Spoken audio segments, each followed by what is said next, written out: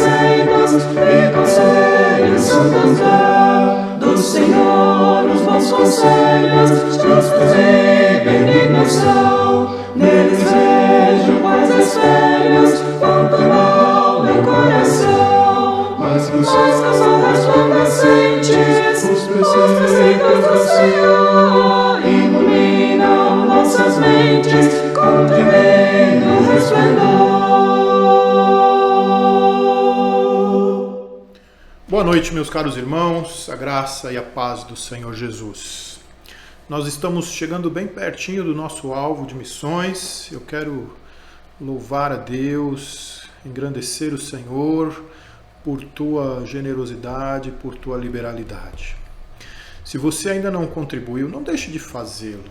Não deixe de fazê-lo. Contribua com missões nacionais.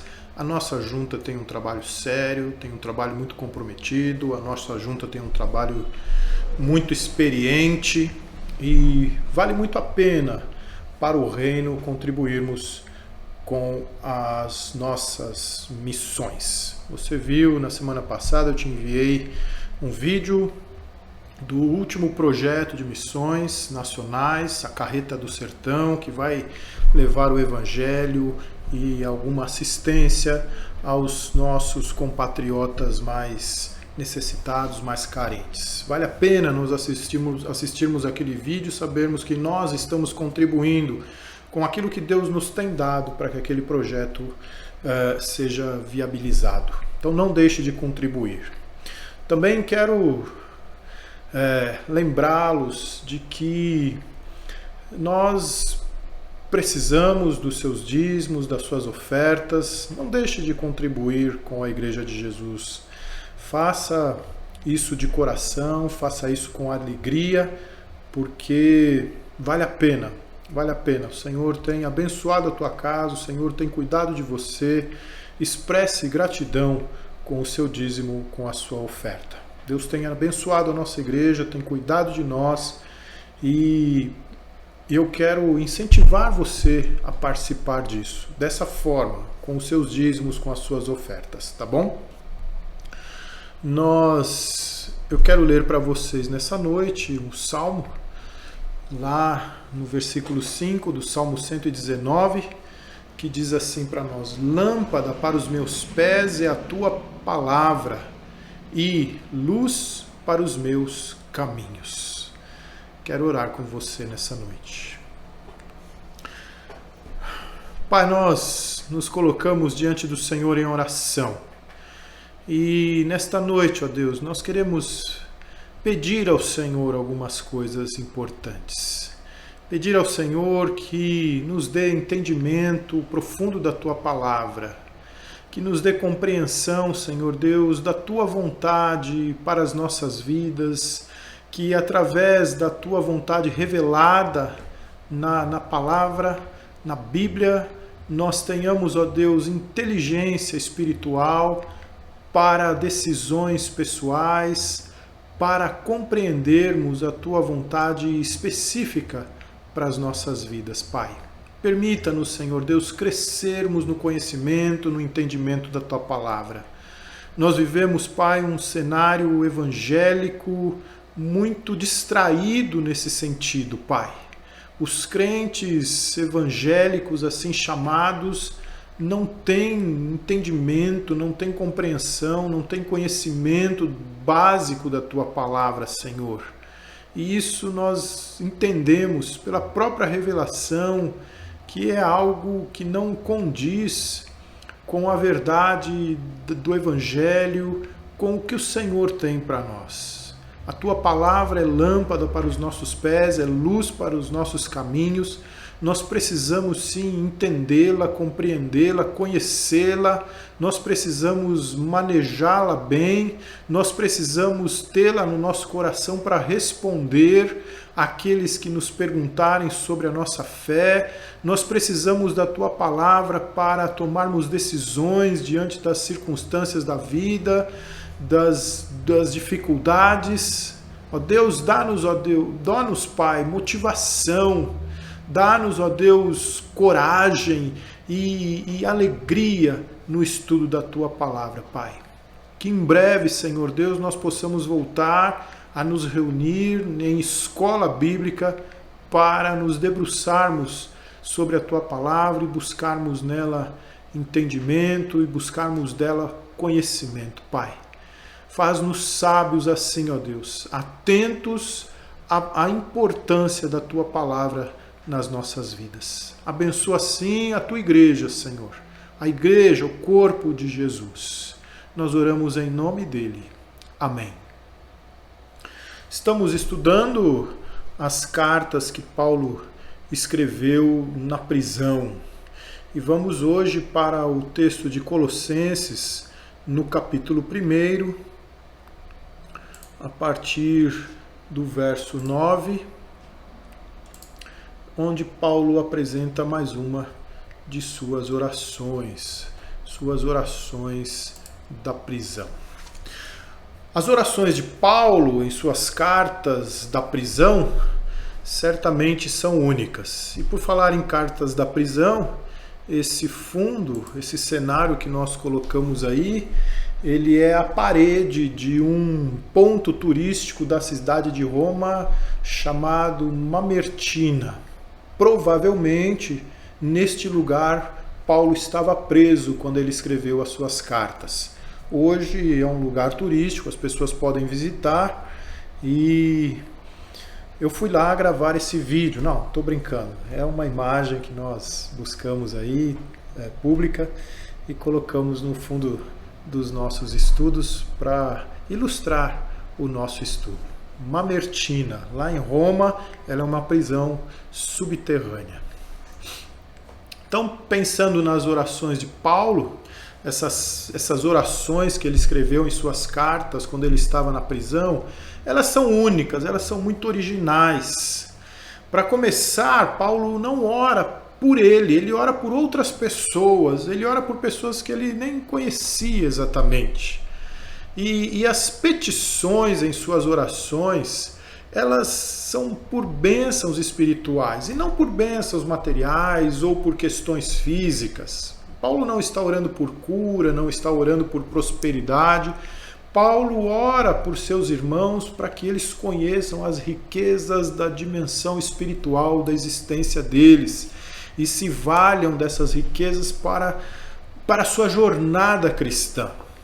Não existe nada de errado em conversar com Deus sobre as questões materiais, sobre as questões físicas, mas as orações de Paulo nos mostram a importância de conversarmos com Deus, sobretudo sobre a nossa espiritualidade, sobre o nosso crescimento, sobre o nosso entendimento, sobre o entendimento da vontade de Deus, sobre como lidarmos com a riqueza espiritual que temos.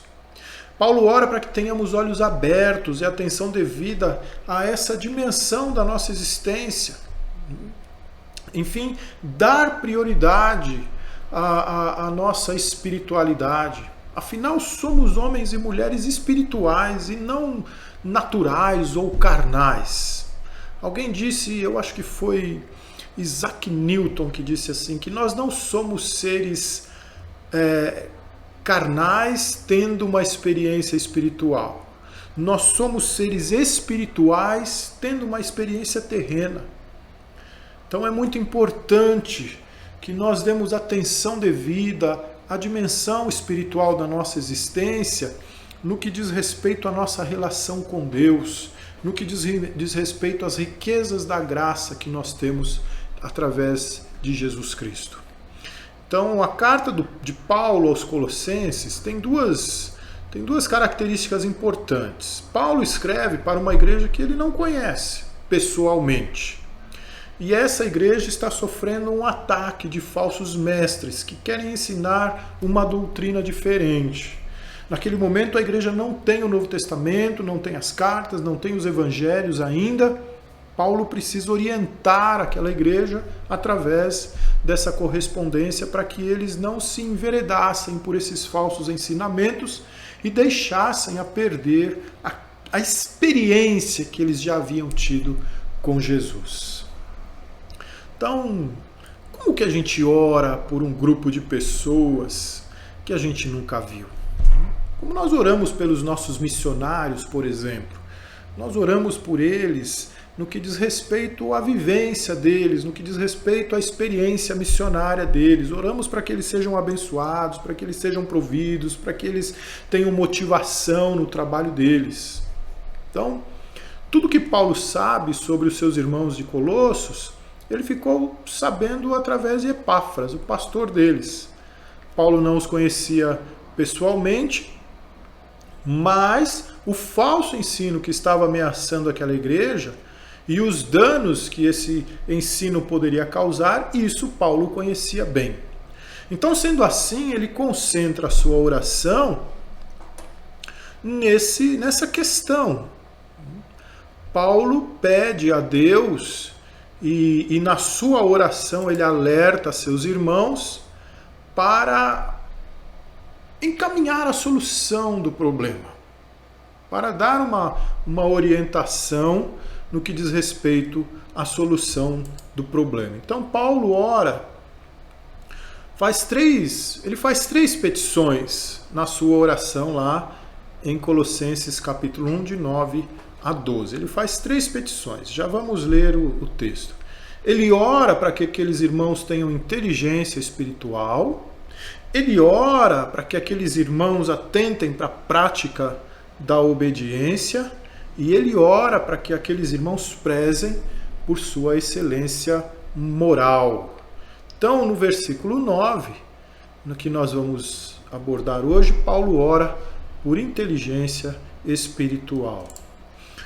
Por esta razão, também nós, desde o dia em que o ouvimos, não cessamos de orar por vós e de pedir que transbordeis de pleno conhecimento da sua vontade e em toda sabedoria e entendimento espiritual. Vamos ler os demais versículos, mas hoje nós vamos concentrar nesse versículo 9. A fim de viverdes de modo digno do Senhor, para o seu inteiro agrado, frutificando em toda boa obra e crescendo no pleno conhecimento de Deus, sendo fortalecidos com todo o poder, segundo a força da sua glória, em toda a perseverança e longanimidade, com alegria, dando graças ao Pai, que vos fez idôneos à parte que vos cabe da herança dos santos na luz. Vamos ler novamente o versículo 9, que diz assim: por esta razão, também nós, desde o dia em que o ouvimos, ele está falando de Epáfras, não cessamos de orar por vós e de pedir que transbordeis de pleno conhecimento da sua vontade em toda sabedoria e entendimento espiritual. Então, primeiramente, ele ora por inteligência espiritual. Os falsos mestres gnósticos prometiam aos colossenses que eles estariam no saber, no conhecimento, se aceitassem algumas novas doutrinas que eles estavam ensinando. Palavras como conhecimento, sabedoria e entendimento espiritual compunham o vocabulário desses falsos mestres. Compunham o vocabulário do gnosticismo. Então, sendo assim, Paulo também usa estas mesmas palavras. Se eles estavam sendo sagazes em usar um vocabulário cristão para envolver os seus falsos ensinos, então Paulo também se vale do mesmo vocabulário. Esse vocabulário, né, são palavras do vocabulário cristão. Sabedoria, conhecimento, entendimento espiritual, crescimento, são palavras do vocabulário cristão. E o inimigo é sutil, ele gosta de se apossar do vocabulário cristão para enganar. Muito antes dos mestres gnósticos usarem esses termos, eles já faziam parte do vocabulário cristão.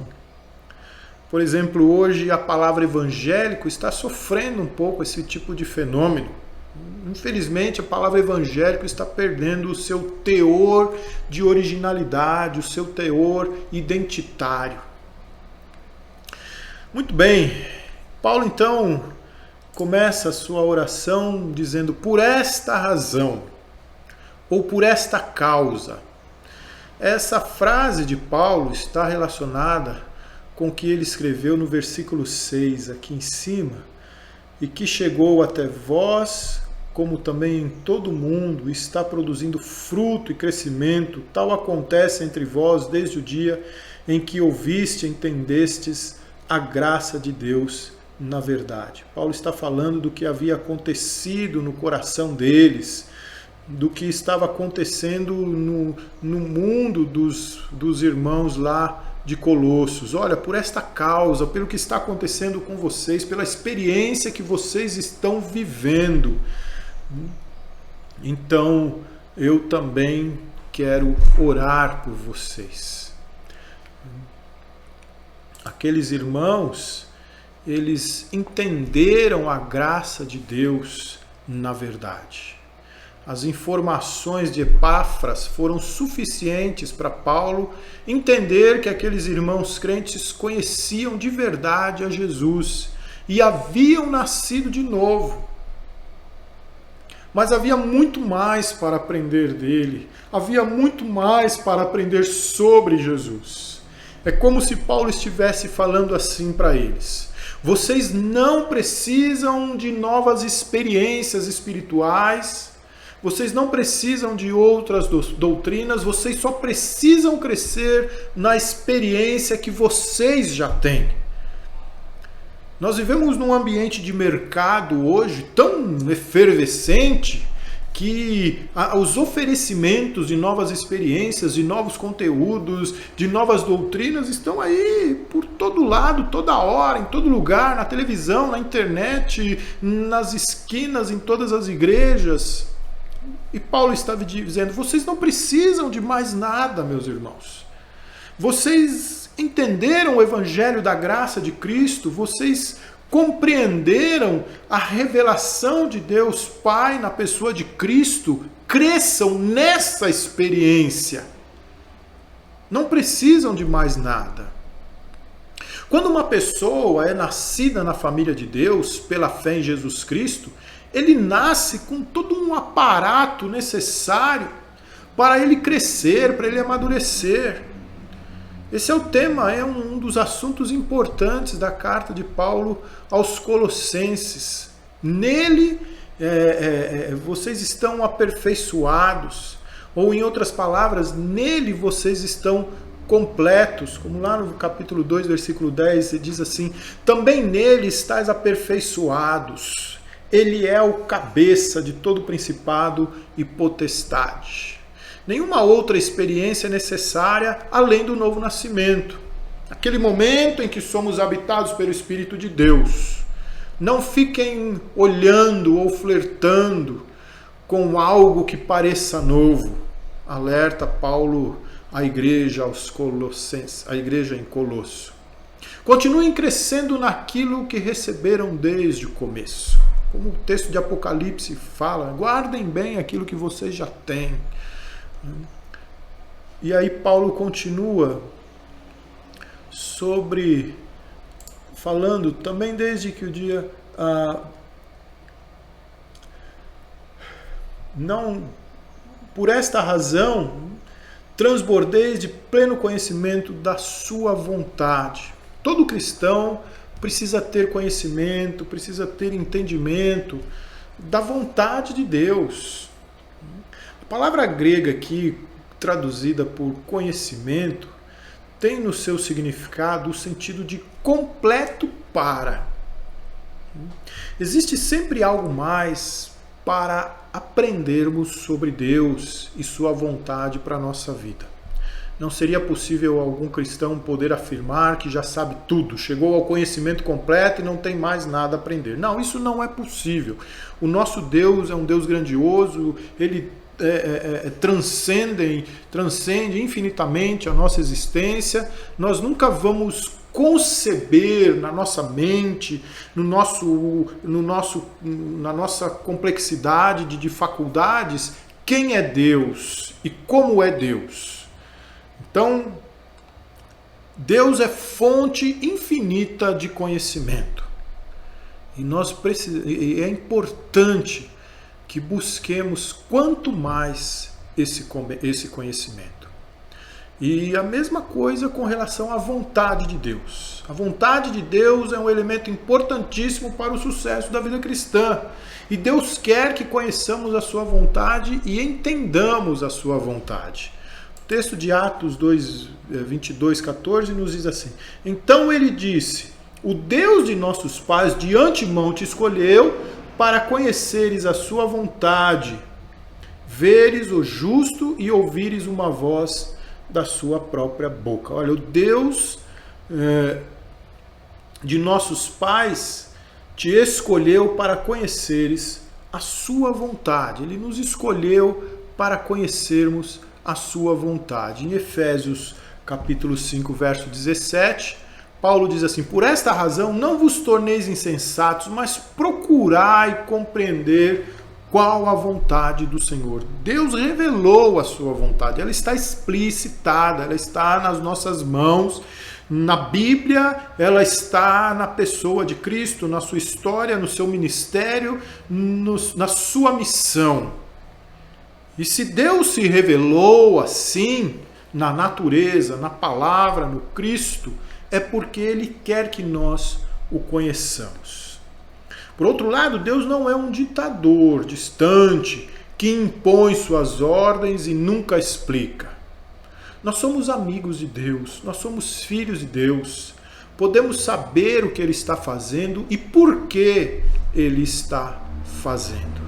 Olha o que nós temos lá em João, capítulo 15, versos de 13 a 15. Ninguém tem maior amor do que este, de dar a alguém a própria vida em favor de seus amigos. Vós sois meus amigos se fazeis o que eu vos mando. Já não vos chamo servos, porque o servo não sabe o que faz o seu senhor, mas tenho-vos chamado amigos, porque tudo quanto ouvi de meu Pai vos tenho dado a conhecer. Jesus é a exata expressão de Deus Pai. Ele se deu a conhecer a nós. Ele se deu para nós, para que o conheçamos. Então, conforme estudamos a palavra de Deus e oramos, descobrimos novas e emocionantes verdades sobre Deus e sua vontade para o seu povo. Descobrimos o caráter de Deus, conhecemos a pessoa de Deus, e tudo isso a partir da experiência do novo nascimento. Nesse mesmo texto, a palavra pleno ou plenitude é uma palavra nova em Colossos. Ela é uma palavra-chave nos ensinos dos falsos mestres que invadiram aquela igreja, os gnósticos. E Paulo a usa mais de 5 vezes nesta carta, entre os derivados da palavra plenitude. A palavra significa a ideia de ser equipado com tudo o que precisa. É a palavra que descreve um navio pronto para zarpar, pronto para sair do porto. Está tudo carregado, está completo, está abastecido, a tripulação já está, cada um a seus postos. Então, Paulo fala assim com os colossenses, como quem diz: vocês estão completos nele, estão aperfeiçoados nele, como no versículo 2:10 que lemos aqui. Já passou, né? Deixa eu ver se eu acho aqui. Também nele estáis aperfeiçoados ou plenos. Ele é o cabeça de todo principado e potestade. Vocês estão aperfeiçoados, vocês estão prontos para receber. Estão prontos, estão equipados para poderem conhecer. Na linguagem do Novo Testamento,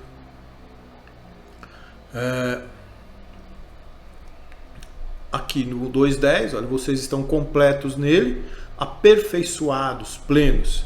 porque todos nós temos recebido da sua plenitude e graça sobre graça. Nós temos recebido da sua plenitude. Nós estamos prontos. Então, na linguagem do Novo Testamento, ser pleno, ser completo, ser aperfeiçoado significa ser controlado por. Quando somos completados pela ira, por exemplo, somos controlados por ela. Ser preenchido pelo Espírito Santo significa ser controlado pelo Espírito Santo. Paulo diz assim: não vos embriagueis com vinho, no qual há dissolução, mas enchei-vos do Espírito Santo. Sejam plenos do Espírito Santo. Então a oração de Paulo é para que seus leitores sejam controlados pela vontade de Deus. Para que eles busquem conhecer essa vontade e sejam controlados pela vontade de Deus. Como então isso funciona? Como os crentes crescem no conhecimento da vontade de Deus?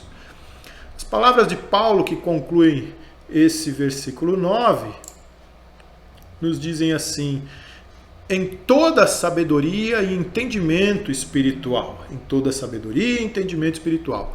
Compreendemos a vontade de Deus através da palavra de Deus, através da Bíblia, através dos escritos, através da revelação. O Espírito Santo nos ensina conforme nos submetemos a Ele. Mas o Consolador, o Espírito Santo, a quem o Pai enviará em seu nome, esse vos ensinará todas as coisas e vos fará lembrar de tudo o que vos tenho dito. João 14, 26. Ainda João, no capítulo 16, diz assim: quando vier, porém, o Espírito da verdade, ele vos guiará a toda a verdade, porque não falará por si mesmo, mas dirá tudo o que tiver ouvido e vos anunciará as coisas que hão de vir. Conforme oramos e sinceramente seguimos a verdade de Deus, Ele nos dá, através do seu Espírito, a sabedoria e o entendimento da sua palavra que precisamos. Diz Paulo aos Efésios: para que o Deus de nosso Senhor Jesus Cristo, Pai da glória, vos conceda espírito de sabedoria e de revelação no pleno conhecimento dele. A vontade de Deus para nós, seus filhos, de forma geral, nos é revelada na Bíblia. Sabemos quais são os mandamentos de Deus, quais são os seus conselhos, se temos intimidade com a palavra de Deus. A vontade específica de Deus para cada uma das situações que vivemos deve ser aquela que se alinha ao que está revelado na palavra de Deus, na vontade geral de Deus. Quanto mais conhecemos a vontade geral de Deus, mais fácil será determinar e decidir por sua direção na vida diária. Paulo, ele não encoraja os colossenses a seguirem visões ou ouvirem vozes. Não. Ele ora para que aqueles irmãos se aprofundassem na palavra de Deus e então tivessem sabedoria e entendimento concernentes à vontade de Deus. Ele quer que eles tenham toda a sabedoria, não que eles saibam todas as coisas, não, mas que tenham sabedoria suficiente para tomarem suas decisões fundamentadas na revelação. E assim, vivendo para a glória de Deus. Os gnósticos ensinavam que o corpo é mau, que as pessoas tinham que crescer no conhecimento, na gnose do universo espiritual e que abolissem da sua vida a sua carnalidade, abolissem da sua vida o seu físico, o seu corpo. Era um ensino místico que colocava na busca pelo conhecimento a esperança de salvação. Quando o Evangelho diz que não, vocês já têm salvação em Jesus Cristo, busquem o conhecimento para viverem essa salvação. Então era um ensino herético, um ensino equivocado, e Paulo nessa carta procura corrigir aqueles irmãos para que eles se apliquem à experiência que eles já haviam tido com Jesus Cristo e crescessem naquela experiência. Nós chamamos isso de inteligência espiritual. A inteligência espiritual é o começo de uma vida cristã frutífera. Deus não valoriza a ignorância. Não há nada que justifique ou que dê alguma atenção ao valor ou valor para a ignorância quanto à palavra de Deus na própria palavra de Deus. Não há. Grandes homens como Charles Spurgeon, Campbell Morgan, não puderam ter uma educação formal em treinamento bíblico, mas eles foram estudantes devotos da palavra de Deus. Aprenderam sua verdade, dedicando horas de leitura, estudo, meditação e oração. Por isso não podemos abrir mão, meus irmãos, da escola de Bíblia na igreja. De forma alguma. Muitas igrejas abriram mão da escola bíblica, não fazem mais os estudos bíblicos. Nós vivemos um tempo difícil nesse sentido, é difícil trazer os irmãos para a escola de Bíblia na igreja, mas nós precisamos de um tempo específico para nos debruçarmos no estudo sistemático da palavra de Deus, para conhecê-la, para manejá-la bem, para não sermos envergonhados e para que saibamos responder quando exigirem de nós o conhecimento da nossa fé, o entendimento da verdade. Então, eu quero apelar a você. Em breve nós vamos voltar os nossos domingos pela manhã à escola dominical. Esteja orando por isso, para que Deus te motive para estar aqui, para que Deus toque no seu coração. Eu sei que é difícil, sei que é um exercício complicado, mas é importante dar um primeiro passo. O primeiro passo para uma vida plena é procurar, buscar essa inteligência espiritual, crescer no conhecimento da verdade de Deus, através do conhecimento da palavra de Deus. Paulo então ora por que seus irmãos tenham inteligência espiritual. Na sua oração, ele ora também para que eles atentem à prática da obediência e para que eles prezem pela excelência moral. Nós vamos então observar esses outros dois itens da oração de Paulo nas próximas quartas-feiras. Que Deus abençoe a tua noite, te dê o descanso merecido e te faça buscar cada vez mais a inteligência espiritual, profundidade na palavra de Deus. Fica na paz de Jesus. Até a próxima.